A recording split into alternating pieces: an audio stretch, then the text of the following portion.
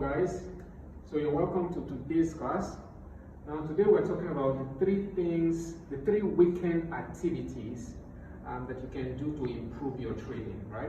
Now what we do as traders is that we want to always improve ourselves. We want to always improve ourselves every time, because the only way to continue to be profitable, to make profit in the market is to continually improve yourself, right?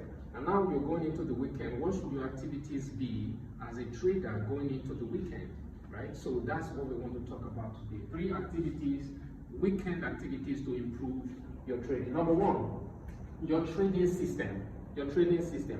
So you are meant to be doing certain things about your trading system during the weekend. Number 1 is review your edges, practice your setups. Review your edges. We said before that your edge is your strategy, your unique approach to the market.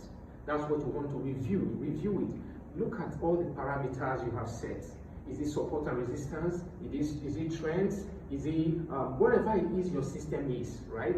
That comprises that edge that you have developed, that you have currently, or you've been given currently, right? Look at it. Review the parameters, right? Practice the setup. What is your setup? What is your ideal setup when you want to enter a trade? In a previous class, we talked about having an A+ setup. What is your A+ setup? What is your ideal setup? What does that entail? Look at that during this weekend, because the market is not moving, so you are able to sit down without being distracted by, oh, price is going here, price is going there. You're not doing that now. During the weekend, you are just able to focus, concentrate, and you're able to do some of these things. Practice your setup, improve efficiency, right? So improving efficiency has to do with how you enter your trades. How efficient are you with entering your trades? Do you find yourself entering trades too early?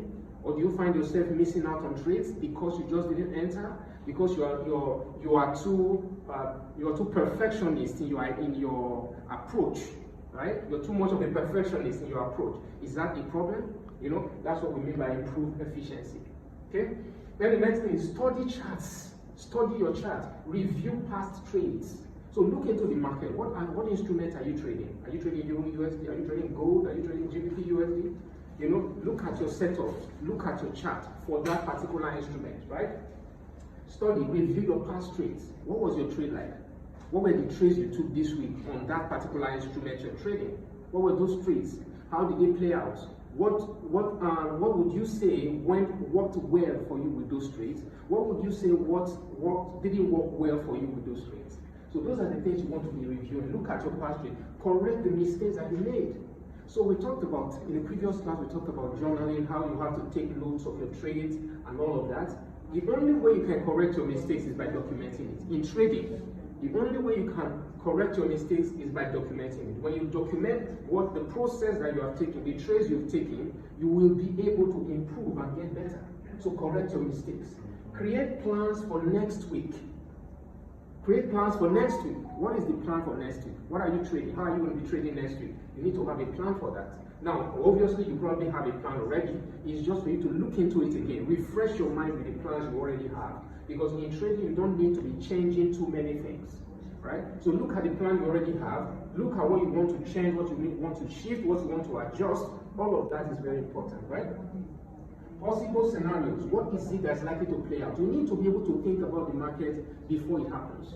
That's the way it works, because many times, if you don't think about the market before it happens, when it happens, it's like being in the heat of battle.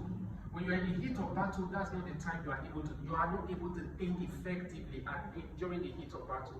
So it's ideal that you plan ahead of time, that you scenario that you role play, as it were, be ahead of time, so that you can think about the scenarios that could happen and how you're going to tackle them all ahead of time over the weekend before the market opens on Sunday night, right? Control important news. So what important news are coming out this new week? What are the important news events, right? You go to Forest Factory, you'll be able to see ahead of time. The whole news events are coming out for next week. You'll be able to see all that. Then you'll be able to plan around them, right? Plan around them to be able to take advantage of them, or to be able to stay away from the market at that time, right? Never stop improving your trading advantage. Never stop improving. Whatever is your trading advantage or your trading system, never stop improving it. Right? So that's number 1. Number 2, risk management. Study your win rates. win rate, study your risk to reward ratio of past trades. What is your win rate currently for your trades? Now, the only way you can know these guys is if you're recording your trades. So if you're not recording your trades, there is absolutely no way you're going to know what your win rate is, what your risk to reward is. You won't know all these things, right? So it boils back again to the fact that you have to take notes and basically journal and document your trades, right? Now, observe what has happened, observe and improve. This is why it's so important to document your trades. You have to document your trades so you can study it again, review, check your mistakes. Next is you set your risk per trade on different possible scenarios, right? So what is your risk per trade? Your risk per trade is part of your risk framework, your risk parameters that you normally would set, right? What am I risking per trade? What percentage of my capital am I risking on this particular trade or on the other particular trade, right? So you play out with several scenarios. Now, your risk per trade can be different depending on the different instruments you're trading, right? If you're trading indices, you might have a different risk per trade for that. If you're trading gold, you might have a different risk per trade for that. If you're trading Euro USD, you might have a different risk per trade on that, right? Determine what that is for you per scenario, per trade, right? Then, according to your system, set goals for your next week. What are your goals for the next week or your next month, depending on when you are doing this? Depending on if you decide to do this for a whole month or you decide to do this for just a week, right? But we're considering a week here, right? You can determine what your goals will be for a month or for a week. Risk management is the most underrated trading skill. So risk management, guys, is the number one thing you have to master when it comes to trading, right? In as much as you are good with your strategy, you're good with your, your analysis and everything, but if you don't get risk management right, it can be a challenge, right? So get risk management right, okay? 3, build psychology. Psychology in trading has been said that psychology is more than 90% of the ability to trade and trade profitably. Because psychology has to do with your mind, how you're thinking, what emotions are going through you at the time you're entering a trade or exiting a trade. You could make a profit on a trade and your emotions work against you as well because you're thinking, I didn't take enough from that trade. You could make a losing trade and then you feel bad, and then you go into the market and you sabotage yourself even more.